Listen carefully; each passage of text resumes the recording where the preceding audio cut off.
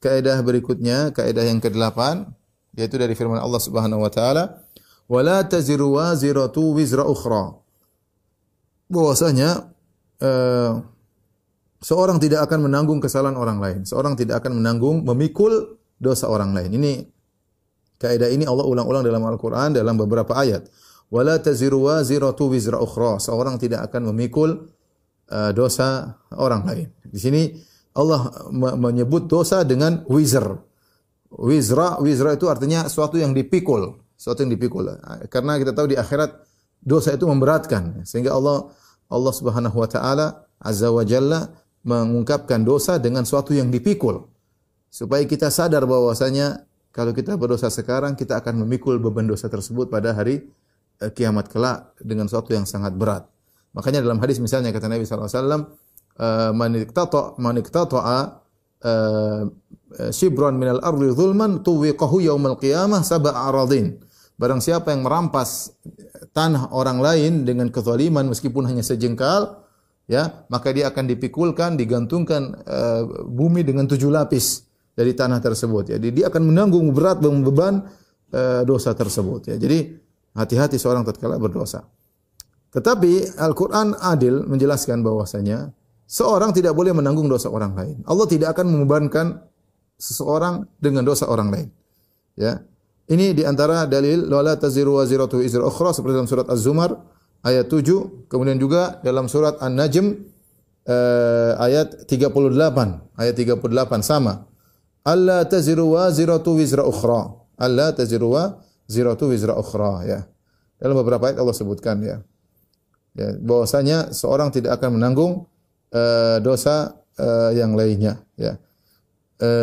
Adapun kalau dia ternyata menjadi sebab orang lain melakukan dosa, kalau dia menjadi sebab orang lain melakukan dosa, dia termasuk provokatornya, dia termasuk motivatornya, penyedia sarananya, prasarananya sehingga orang lain berbuat dosa, maka dia juga menanggung dosa tersebut. Ya, dia juga menanggung dosa tersebut. Kenapa? Karena dia termasuk punya andil dalam dosa tersebut, ya. Seperti firman Allah Subhanahu wa taala, "Wala yahmilunna athqalahum wa athqalan ma'a athqalihim." Sungguh mereka akan memikul dosa-dosa mereka dan juga memikul dosa-dosa, ya, dosa-dosa orang lain yang mereka telah sesatkan. Seperti firman Allah Subhanahu wa taala, "Wa min auzaril ladzina yudhillunahum bighairi ilm." Mereka juga akan menanggung, memikul dosa-dosa orang yang telah mereka sesatkan tanpa ilmu. Ya. Contoh seorang musyrik, kemudian dia mengajak orang untuk berbuat kesyirikan yang lain, maka dia menanggung dosa syirik dia dan dia juga menanggung dosa-dosa orang yang telah dia sesatkan. Seorang pelaku maksiat, kemudian dia mengajarkan maksiat ini kepada orang lain, atau dia menyediakan sarana untuk maksiat, maka orang lain pun melakukan dosa, dia juga akan memikul tanggungan dosa tersebut. Kenapa? Karena dia sebab mereka semua terjerumus dalam kemaksiatan, ya. Waliyadzubillah, ya. Makanya hati-hati orang-orang yang kemudian tampil di media, kemudian tampil di televisi atau di film yang mengajarkan kemaksiatan atau mengumbar maksiat, akhirnya banyak orang terjerumus dalam maksiat gara-gara dia, maka dia menanggung dosa dia dan dia juga menanggung dosa orang lain yang terjerumus dalam kemaksiatan gara-gara dia, ya. Tatkala sebagian orang-orang kafir, tokoh-tokoh gembong-gembong orang musyrikin, mereka ingin merayu orang-orang beriman agar kembali berbuat syirik dengan sesumbar bahwasanya mereka akan menanggung dosa-dosa mereka. Itu orang kafir mengatakan orang beriman, kamu kafir aja sama seperti kami. Nanti dosamu kami yang tanggung hari kiamat, jangan khawatir. Kafir aja seperti kami, kembali lagi kafir. Nanti dosamu kami yang tanggung. Allah sebutkan perkataan mereka, wa qala alladziina kafaru lil ladziina aamanu tabi'u sabilana wal nahmil khotayakum.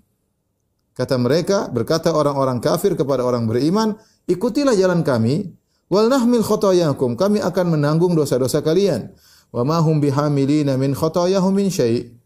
Kata Allah, tidak mungkin dia menanggung dosa yang lain kemudian di-offer. Enggak, dia berdosa. Orang-orang yang itu juga kafir juga akan berdosa kalau mereka kafir, dan dia juga memikul dosa-dosa mereka dan mereka juga memikul dosa-dosa mereka. Masing-masing, ya. Cuma dia lebih parah karena dia menyeru kepada keburukan. Tapi yang berubah dari iman kepada kufur, dia juga menanggung dosa dia sendiri. Kata Allah, innahum lakadzibun, mereka tidak akan memikul dosa orang-orang yang murtad semuanya, tidak, masing-masing menanggung dosa. Kemudian kata Allah, wal yahmilun wa la yahmilunna athqalahum wa athqalam ma athqalihim. Ini orang-orang kafir ini akan menanggung dosa-dosa mereka, memikul dosa-dosa mereka dan memikul dosa-dosa yang mereka murtadkan. Wala yus'alunna yaumal qiyamati amma kanu yaftarun. Mereka sungguh-sungguh akan ditanya oleh Allah pada hari kiamat tentang dusta yang mereka dustakan. Intinya ini adalah kaidah yang harus kita renungkan dalam kehidupan kita. Jangan kita memikulkan kesalahan kepada orang yang tidak bersalah. Jangan kita memikulkan dosa kepada orang yang tidak berdosa. Ya, al-ibrah bi umumil lafzi la bi khususil sabab. Meskipun ayatnya berkaitan tentang hari kiamat, tentang dosa, tetapi kita mengambil keumuman lafal ini. Tidak boleh kita memikulkan kesalahan orang kepada orang yang tidak bersalah. Lihatlah sebagaimana Nabi Yusuf alaihissalam ketika kakak-kakaknya mengetahui Binyamin, ternyata ketika diperiksa oleh Yusuf, ternyata piala yang hilang ternyata ada di suketannya Binyamin. Ya. Akhirnya Binyamin yang ditangkap, padahal ini hanya rencana Nabi Yusuf alaihissalam. Ketika Binyamin ditangkap, maka kakak-kakaknya mengadu kepada Yusuf alaihissalam. Mereka berkata, ya ayyuhal azizu inna lahu aban syaikhan kabiran, fakhudh ahadana makanah inna naraka minal muhsinin. Kata mereka, wahai pejabat, wahai penguasa, mereka tidak tahu kalau itu Yusuf, ya. Sebagaimana dalam kisah Nabi Yusuf alaihissalam. Inna lahu aban syaikhan kabira. Binyamin ini punya bapak yang sudah tua. Jangan kau tangkap dia, ya. Inna lahu aban syaikhan kabira. Fakhudh ahadana makana. Ambillah salah seorang dari kami sebagai penggantinya, biarkan dia lepas. Inna naraka minal muhsinin. Menurut kami engkau adalah orang yang baik. Kata Nabi Yusuf, ma'adzallah an na'khudha illa man wajidna mata'ana indahu. Inna idzal zalimun. Kata Yusuf, aku berlindung kepada Allah untuk menangkap orang yang tidak kami dapati piala di suketannya. Kami hanya menangkap orang yang kami dapati piala kami berada di suketannya. Yang tidak bersalah tidak mungkin kami tangkap. Inna idzal zalimun, kalau kami nangkap orang yang tidak bersalah, maka sungguh kami telah berbuat zalim. Sungguh kami telah berbuat zalim. Perhatikan di sini bagaimana Nabi Yusuf menerapkan kaidah ini. Dia tidak memikulkan kesalahan kepada orang yang tidak berbuat kesalahan. Ya. Sebaliknya lihat Fir'aun, apa yang dia lakukan? Dia memikulkan kesalahan kepada orang banyak. Ketika dikabarkan oleh dukun-dukunnya, Fir'aun yang mengaku ana rabbukumul a'la, aku adalah Tuhan kalian yang maha tinggi, yang dia takut kesinggasananya direbut atau hancur oleh seorang anak kecil yang lahir pada satu tahun tertentu dari Bani Israel. Apa yang dilakukan? Maka dia perintahkan seluruh anak buahnya untuk membunuh seluruh anak yang lahir dari Bani Israel di tahun tersebut. Padahal yang dia cari cuma satu orang, yaitu Musa. Tapi dia memikulkan seluruh kesalahan kepada anak-anak yang tidak punya salah. Kemudian dia bunuh seluruhnya. Padahal yang dicari cuma satu orang. Itu pun selamat. Musa alaihissalam akhirnya selamat. Yuqattiluna abna'akum wa yastahyuna nisa'akum. Mereka membunuhin anak-anak kalian. Dan mereka membiarkan anak perempuan hidup. Ya, ini contoh Fir'aun melemparkan kesalahan kepada yang tidak bersalah. Melemparkan kesalahan kepada yang tidak bersalah. Dan itu menyelisihi kaidah Qur'aniyah. Baik, kita sudah paham kaidah ini. Sekarang kita terapkan dalam kehidupan sehari-hari. Kita terapkan dalam kehidupan kita sehari-hari. Contoh, ikhwan dan akhwat yang dirahmati Allah Subhanahu wa taala, majelis taklim Denurs yang dirahmati oleh Allah Subhanahu wa taala. Contoh misalnya seorang laki pulang dari kerja. Kemudian dapati atau dia di kantor terjadi masalah. Ribut dengan pimpinan, ribut dengan kolega teman kerjanya misalnya, dalam kondisi pening, dia pulang ke rumah, dimarahinlah istrinya, dimarahin anak-anaknya, dimarahin pembantunya, dimarahin supirnya. Apa salah mereka? Ya. Kenapa dia memikulkan kesalahan orang lain, rekan kerjanya? Dia pikulkan kesalahan teman kerjanya, kemudian dia pikulkan kepada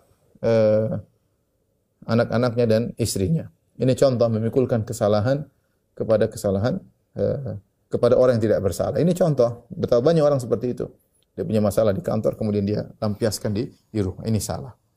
Contoh, dia pulang ke rumah, kemudian dia misalnya mendapati istrinya, kemudian istrinya ternyata terlambat menyiapkan makan siang. Di dalam kondisi lapar.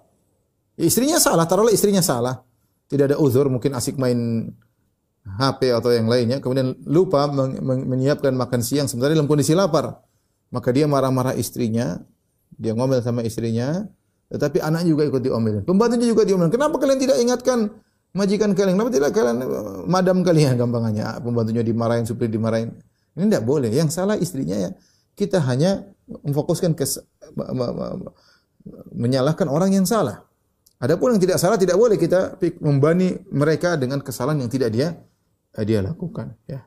Ini harus kita perhatikan dalam kehidupan kita sehari-hari. Jangan kita melemparkan kesalahan kepada orang yang tidak bersalah. Ya. Hubungan kita dengan istri kita, hubungan kita dengan anak-anak kita, hubungan kita dengan orang kantor kita. Ya. Ya, bahkan terkadang seorang salah, kemudian dia melemparkan kesalahan kepada orang lain. Padahal dia yang salah. Padahal dia yang salah. Dan ini tentu akhlak yang tidak terpuji, yang menyelisih kaidah Qur'aniyah, yang di mana Allah mengatakan wala taziru ziratu wizra ukhra. Alla taziru ziratu wizra ukhra.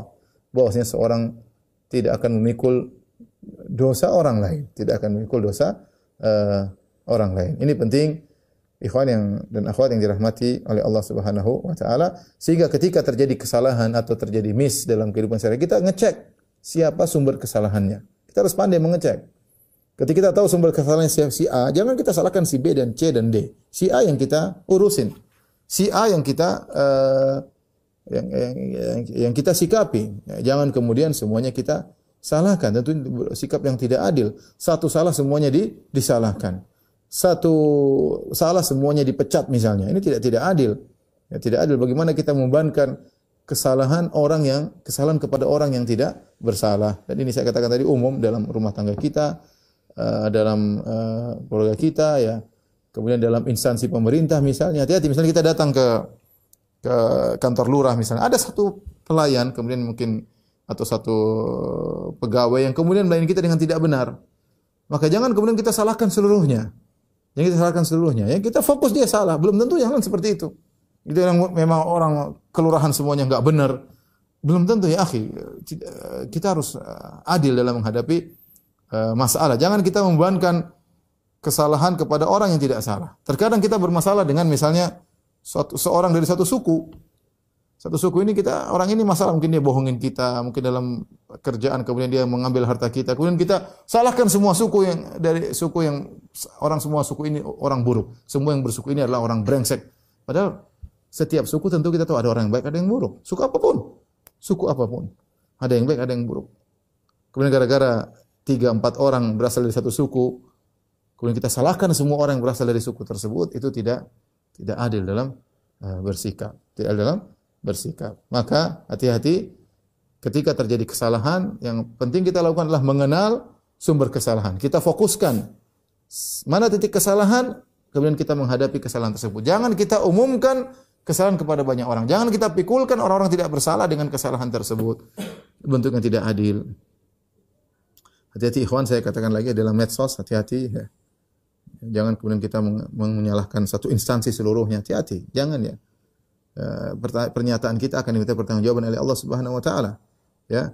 Ada yang 1-2 salah bukan berarti seluruhnya kemudian rusak ya. 1 dari 2 orang dari satu kantor salah bukan berarti seluruhnya rusak. 1 dari 2 orang dari suatu suku salah bukan berarti semua orang dari suku tersebut kemudian salah ya. Hati-hati, ini kaidah yang penting agar kita bisa ada dalam bersikap dalam kehidupan kita sehari-hari. Alla taziru waziratu wizra ukhra. Jangan memikulkan beban kesalahan kepada orang yang tidak bersalah.